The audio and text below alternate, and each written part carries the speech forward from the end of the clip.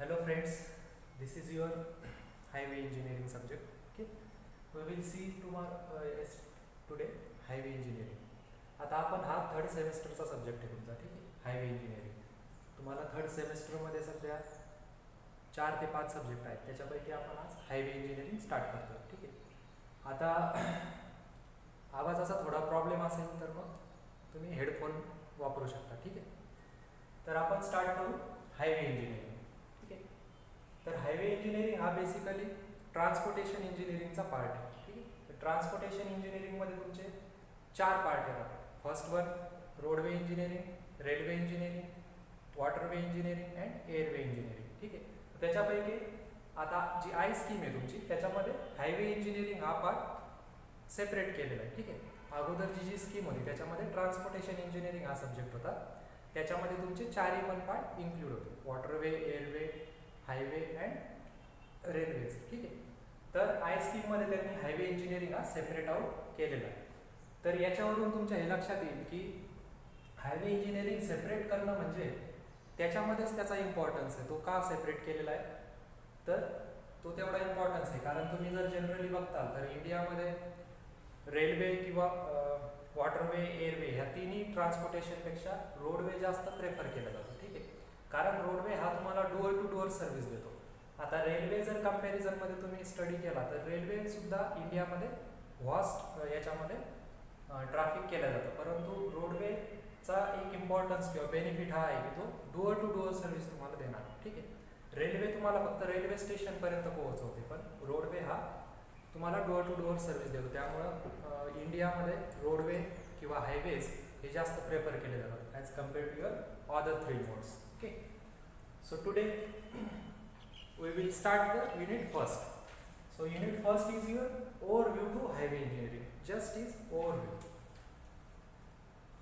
Okay. Overview means just introduction part. What is it included in your highway engineering subject? Okay.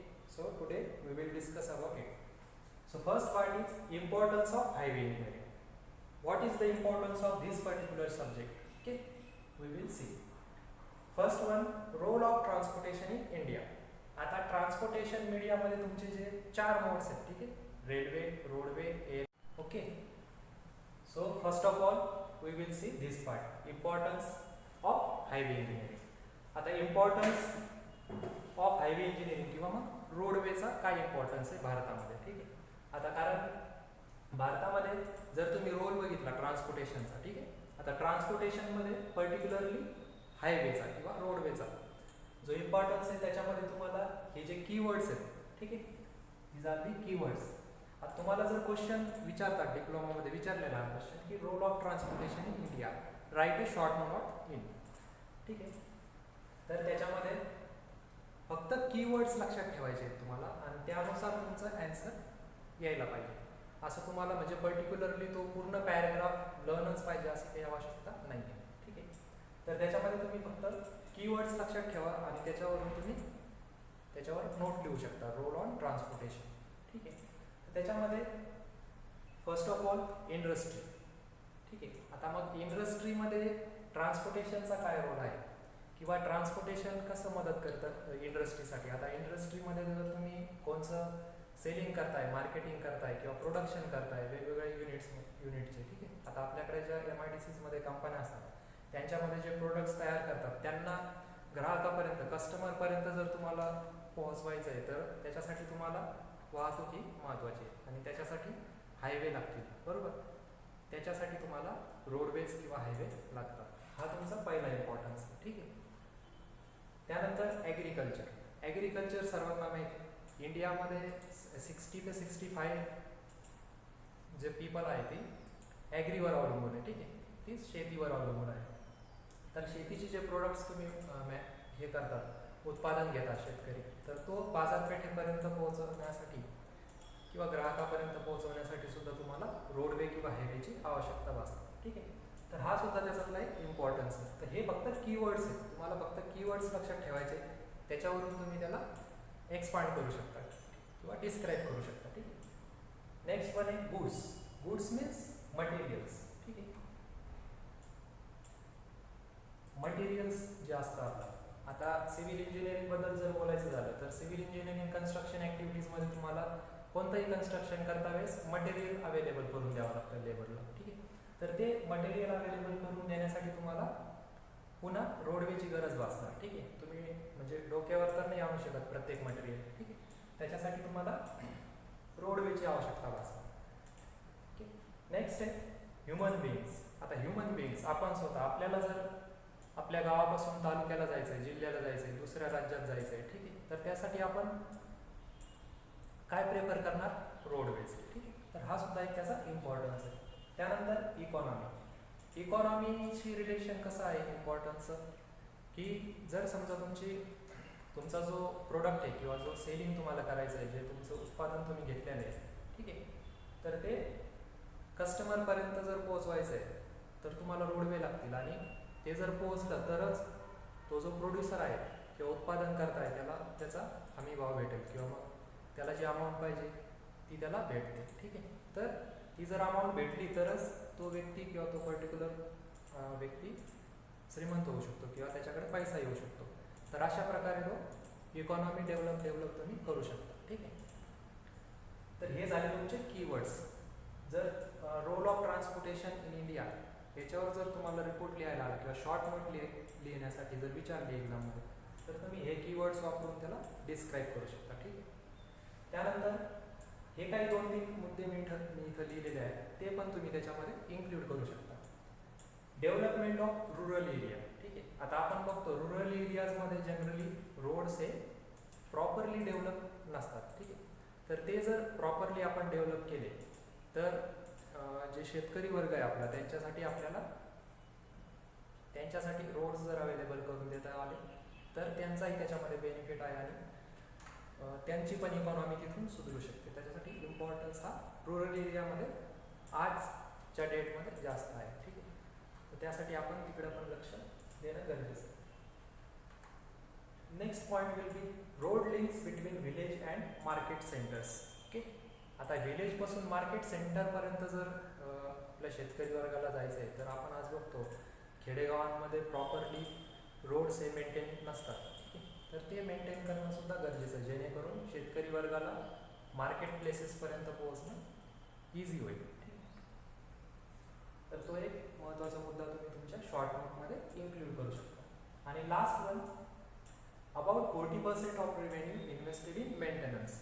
आता आपल्या इंडियामध्ये जे roads construction आपलं जे रोड नेटवर्क आहे त्याच्यामध्ये जेवढा रिव्हेन्यू म्हणजे जेवढा पैसा आपल्याला रोड कन्स्ट्रक्शनसाठी लागतो, जेवढा महसूल दिला जातो राज्य सरकारकडून, त्याच्यापैकी जवळपास 40% जी अमाऊंट आहे ती फक्त तुम्हाला मेंटेनन्ससाठी वापरण्याची गरज भासते. कारण आपल्याकडे जी रोड ट्रॅफिक आहे ती रोड ट्रॅफिक नियमांना धरून जर तुम्ही चालवली तर ती प्रॉपरली चालत, नाहीतर मग ही जी अमाऊंट इथं लागते 40% रिव्हेन्यू तो तुम्ही तिथून कमी करू शकता, ठीक आहे. तर हे जे काही पॉईंट्स आहेत ते तुमचे रोड ऑफ ट्रान्सपोर्टेशनमध्ये येऊ शकतात, ठीक आहे. त्यानंतर नेक्स्ट पार्ट आहे मोड्स ऑफ ट्रान्सपोर्टेशन. आता आपण ट्रान्सपोर्टेशनबद्दल बोलतोय, ठीक आहे. तर त्याच्यामध्ये मीडियाज आहेत किंवा मोड्स म्हणतात तुम्ही त्याला, ठीक आहे. आता हा जो तुम्हाला ट्रान्सपोर्टेशन करायचा आहे तो तुम्ही 4 वेजमध्ये करू शकता. त्यासाठी कोणकोणते वेज असतात किंवा कोणत्या मीडियाज कोणत्या माध्यमातून तुम्ही ग्राहकापर्यंत किंवा कस्टमरपर्यंत पोहोचू शकता, ठीक आहे. त्याच्यासाठी तुम्हाला मोड्स लागणार, त्यालाच आपण मीडिया पण म्हणतो, ठीक आहे. these modes are also called as medias, okay. So there are basically 3 medias. First one is land, okay. Land has 3 types. Then inland there is first one roadways, that is highways, okay. Roadway is nothing but your highway, okay. The next one railway, then tunnels. These are the sub classification of land, okay. Then next one waterway and then next one airways, ठीक आहे.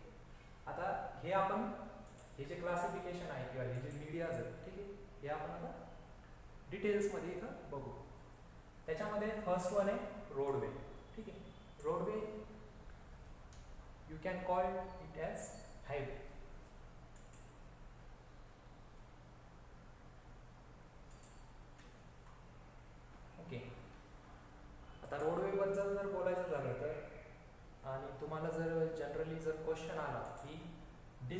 दी modes of transportation. ठीक आहे. आता diploma लेवलला questions कसे येतात, state the modes of transportation and describe any one.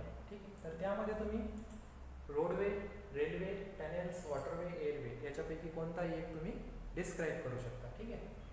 तर सगळ्यात अगोदर तुम्ही तसल्या टाईपच्या क्वेश्चनमध्ये क्लासिफिकेशन लिहायचं आणि नंतर roadway, railway, tunnels, waterway, airway ह्या 4 वेपैकी कोणताही एक वे डिस्क्राईब करू शकता. ठीक आहे. जो तुम्हाला इझी वाटेल तो.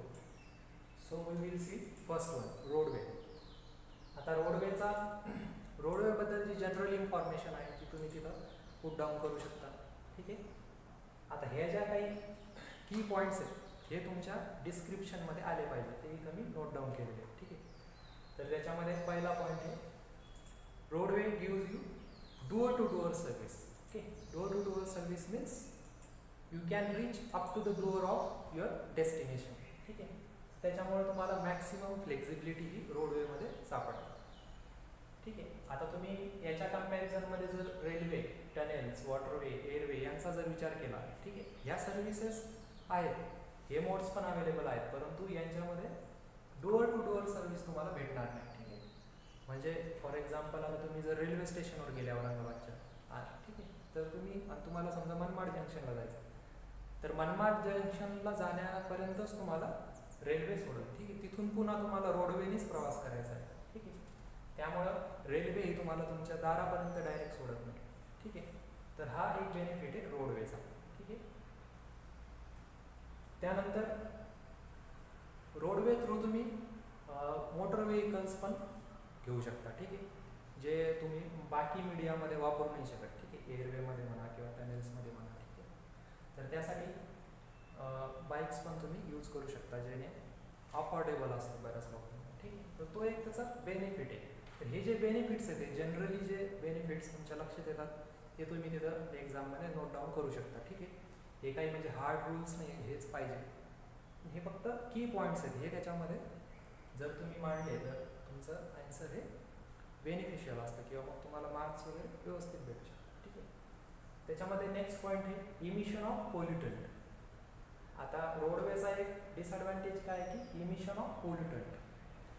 ज्यावेळेस तुम्ही व्हेकल चालवता, ठीक आहे, 2 व्हीलर, 3 व्हीलर, 4 व्हीलर, ठीक आहे, किंवा कंटेनर्स असतात. ठीक आहे. तर याच्यामध्ये जे पेट्रोल, डिझेल जाळता तुम्ही, त्याच्याद्वारे पोल्युटंट्स तयार होतात, त्याचं इमिशन होतं. म्हणजे वेगवेगळे घटक त्यामधून जे बाहेर पडतात ते हवा प्रदूषित करतात. ठीक आहे.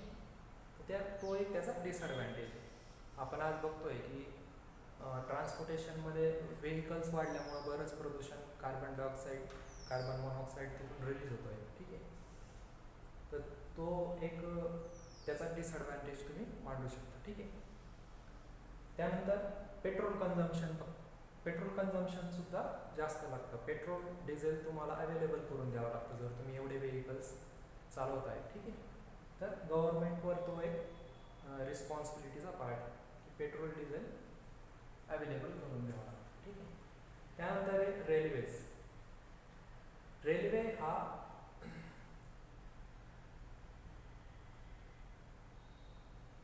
हे ज्या मोड आहे किंवा हा जो मीडिया आहे तुमचा, ठीक आहे, हा कशासाठी यूज होतो, लॉंग डिस्टन्स ट्रान्सपोर्टेशनसाठी. ज्यावेळेस तुम्हाला स्टेट बदलायचं आहे, ठीक आहे, त्यावेळेस जनरली रेल्वे प्रेफर केलं जातं. ठीक आहे.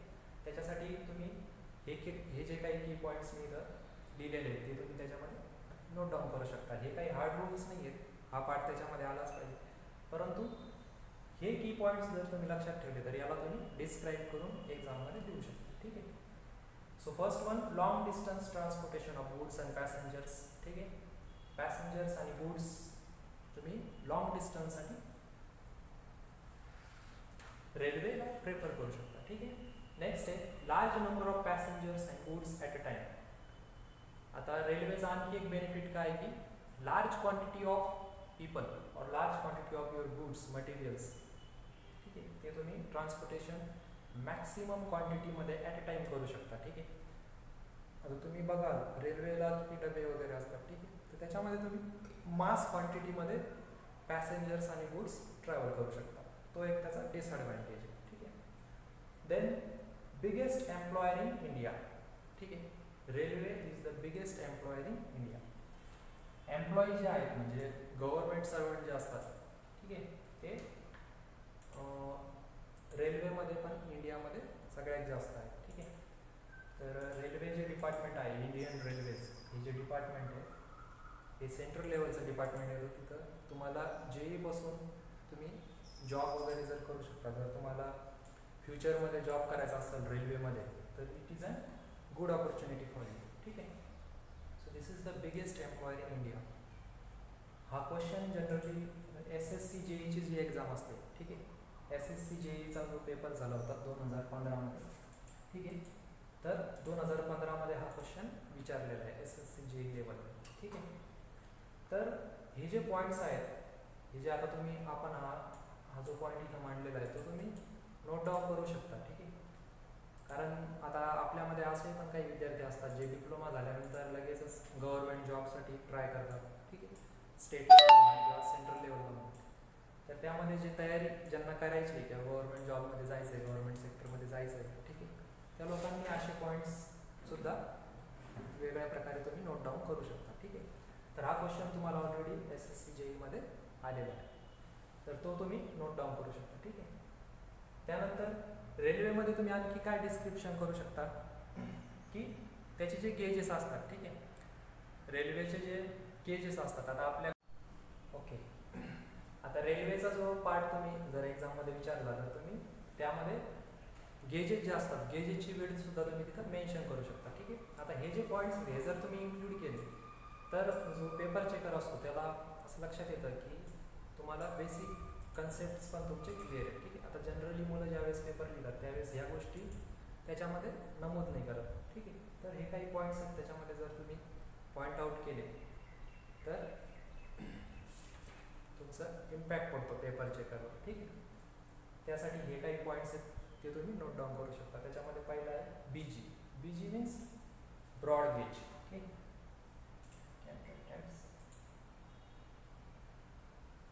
ब्रॉड गेज, ठीक आहे. जो गेज असतो ज्याच्यामध्ये रेल्वे तुम्ही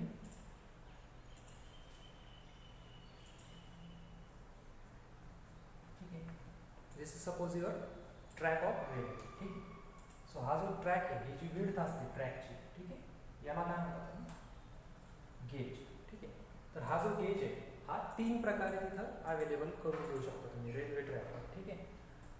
सो फर्स्ट वन असतो 1.67 मीटर, त्याला म्हणतात ब्रॉड गेज, ठीक आहे. तो विड्थमध्ये ब्रॉड असतो as compare to other two, ठीक आहे. तर हा ब्रॉड गेज कुठं वापरतात, जिथं पॉप्युलस कंट्री असते किंवा मग जिथं पॅसेंजरची जी क्वांटिटी ती जास्त असते, ठीक आहे, हेवी ट्रॅफिक जिथं असतं त्या ठिकाणी तुम्ही ब्रॉड गेज यूज करू शकता. त्यानंतर ब्रॉड गेज यूज करण्यासाठी तुम्हाला सॉईलचं प्रोफाईल पण बघावं लागतं, ठीक आहे. जिथं सॉईल प्रोफाईल आहे, हार्ड आहे, कॉम्पॅक्ट आहे, ठीक, किंवा रॉक टाईपची सॉईल अवेलेबल आहे, त्या ठिकाणी तुम्ही ब्रॉड गेज यूज करू शकता, ठीक. आणि मास पॉप्युलेशन एरियामध्ये सुद्धा ब्रॉड गेज यूज होतो. त्यानंतर नेक्स्ट आहे MG. MG इज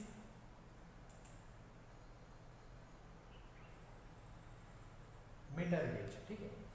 आता हे मीटर त्याची जी विड्थ आहे ती 1 मीटर असते, त्याच्यामुळे त्याला नाव दिलेलं आहे मीटर गेज, ठीक आहे. मीटर गेज आहे मीडियम सॉईल प्रोफाईल किंवा जास्त म्हणजे क्ले टाईप सॉईल नसते किंवा जास्त हार्ड टाईप पण सॉईल नसते, त्या रिजनमध्ये तुम्ही मीटर गेज यूज करू शकता.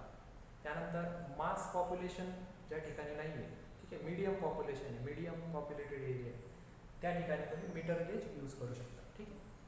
आणि next one last one is narrow gauge.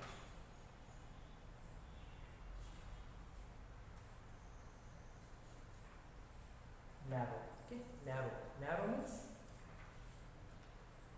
अरुंद, okay,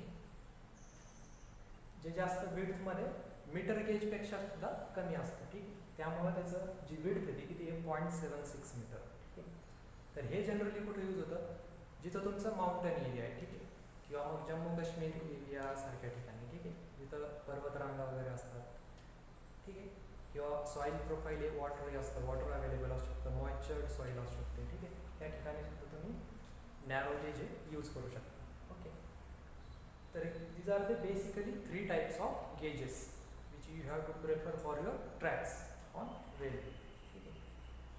The next one your tunnels. Tunnels म्हणजे काय असतं, जे आता काही ठिकाणी असा रिजन असतो जिथून तुम्हाला रोड्स अवेलेबल नसतात किंवा पॉप्युलेटेड एरिया आहे, सिटीज ऑलरेडी तिथं एक्झिस्ट आहे, ठीक आहे, सोसायटीज वसलेल्या आहेत, तुम्हाला मार्ग काढण्यासाठी जागाच नाही अवेलेबल, तर त्या ठिकाणी तुम्हाला थ्रू माउंटन्ससुद्धा काही वेळेस रोड्स अवेलेबल करून द्यावे लागतात, ठीक आहे. जनरली वॉटर सप्लाय लाईन किंवा ड्रेनेज लाईन्स किंवा मग गॅस पाईपलाईन जे असते, ठीक आहे, तर हे जर ट्रान्सपोर्टेशन करण्यासाठी तुम्हाला टनेल्स माध्यमातून तुम्ही ते ट्रान्सफर करू शकता, ठीक आहे, कारण अशा माध्यमातून जी रिस्क असते ती कमी असते, ठीक आहे. पॉप्युलेटेड एरियामधून जर तुम्ही गॅस पाईपलाईन प्रोव्हाइड करताय तर रिस्क जास्त असते, कारण तिथे मुवमेंट चालू असते तुमचं, ठीक आहे, ट्रॅफिक वगैरे. त्यामुळे जनरली टनेल्स हे गॅस पाईपलाईनसाठी यूज केले जातात, ठीक आहे. तर माउंटन्समधून जे रूट्स तयार केले जातात त्याला थोडक्यात टनेल्स म्हणतात, ठीक आहे. त्यानंतर आहे वॉटरवे, ठीक आहे. आता वॉटरवे हा जो आहे हा सगळ्यात मोस्ट एनर्जी इफिशियंट मोड आहे. मोस्ट एनर्जी इफिशियंट का म्हटलं आपण याला? एनर्जी इफिशियंट मीन्स एनर्जी कमी लागते याला, म्हणजे ॲज कम्पेअर टू रोडवेज तुम्हाला जे पेट्रोल डिझेल लागणार आहे ते वॉटरवेच्या शिप्समध्ये जे यूज करतात तुम्ही तिथं कमी लागतं, त्यामुळे हा जो वे याला मोस्ट एनर्जी इफिशियंट असं म्हटलं आहे, ठीक आहे. परंतु यासाठी एक डिसॲडव्हान्टेज असा की तो स्लोएस्ट मोड आहे, म्हणजे खूप हळूहळू ट्रान्सपोर्टेशनसाठी तो ओळखला जातो, ठीक आहे. तुम्हाला जर फास्टली एखाद्या एरियामध्ये जायचं आहे, लवकरात लवकर पोचायचं आहे, तर वॉटरवे जनरली प्रेफर केले जात नाही, ठीक आहे. त्यानंतर नेक्स्ट याच्यामध्ये तुम्ही लिहू शकता की बल्क कार्गोसाठी वॉटरवे हा यूज केला जाऊ शकतो, ठीक आहे. आता बल्क कार्गो म्हणजे काय? बल्क म्हणजे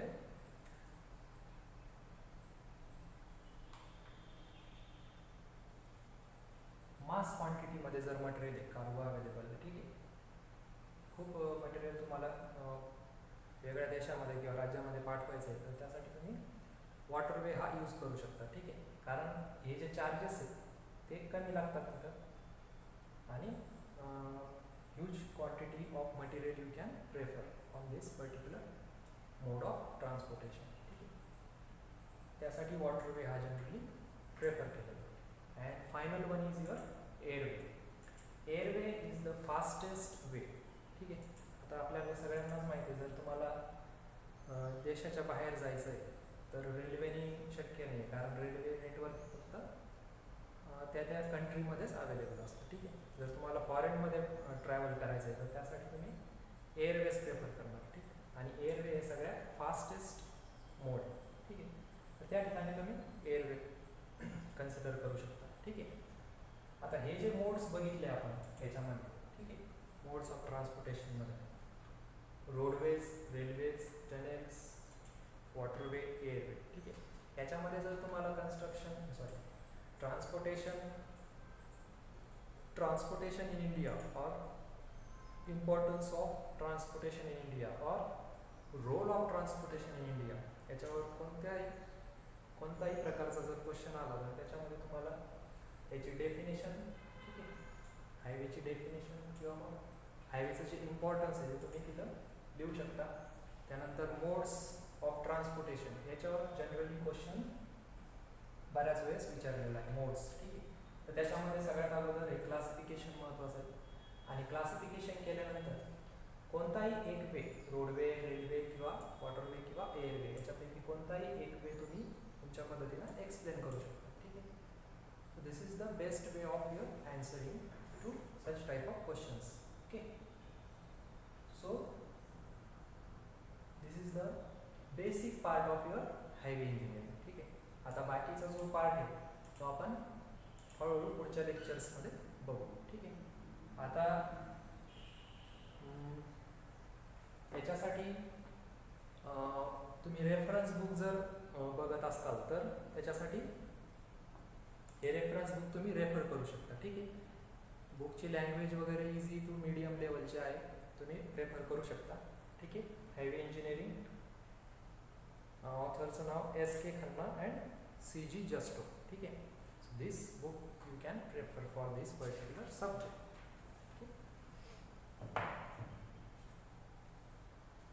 त्यानंतर पुढचा जो पार्ट आहे तो आपण पुढच्या लेक्चरमध्ये बघू.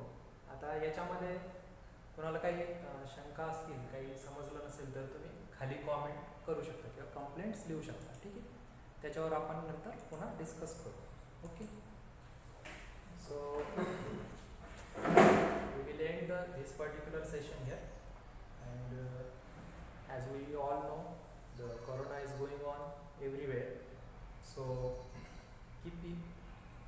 stay at your home and stay safe. Okay, take care.